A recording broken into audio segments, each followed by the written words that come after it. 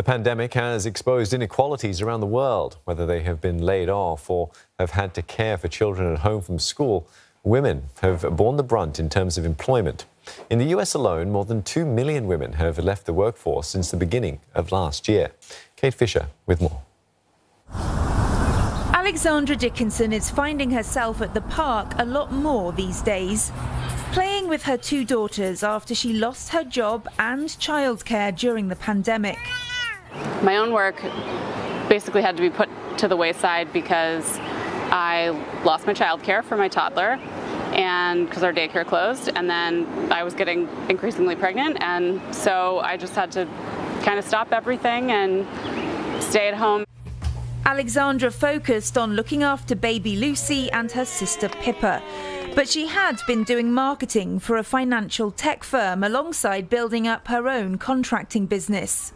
It was really disappointing to lose the work opportunities because I felt like they both had so much potential. I was so interested and excited and felt really competent, and like lots of good things could have come from either one of those paths I was pursuing. But it all had to end abruptly. My husband was working from home. He had the full-time job with the benefits, and there was no alternative. We had no childcare, so somebody had to take care of her, and it was going to be me. The long-term implications of what some experts are dubbing the She-cession are myriad. Aside from income loss, it's also likely to reverse decades of progress on equal pay, widen the underrepresentation of women in leadership roles, and hamper GDP growth. Those campaigning for access to affordable childcare and to increase paid family leave say that now is the time to change the system. Childcare can absorb up to 30% of families' income and push women. We saw 865,000 women exit the labor market due in part to the lack of high quality care during the pandemic, having to make some tough choices. But we do have an opportunity to invest and build a robust social infrastructure once and for all. And I'm hoping that we seize this opportunity. Women of colour have been disproportionately affected.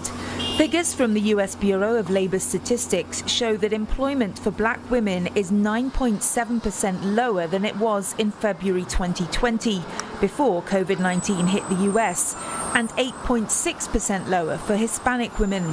While the Bureau doesn't publish seasonally adjusted data for Asian women in its monthly jobs report, the unadjusted numbers reveal a deeper recession and slower recovery for this group.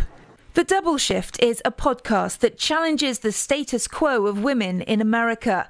Its creator and host, Catherine Goldstein, agrees that this is the moment for change. We need to stop thinking about these issues as only pertaining to moms or families. This is part of much larger economic questions. This is part of very important public policy questions.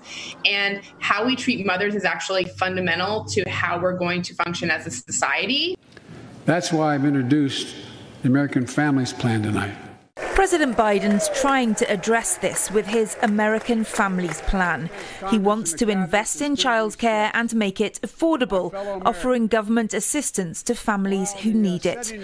But the legislation has stalled in a gridlocked Congress.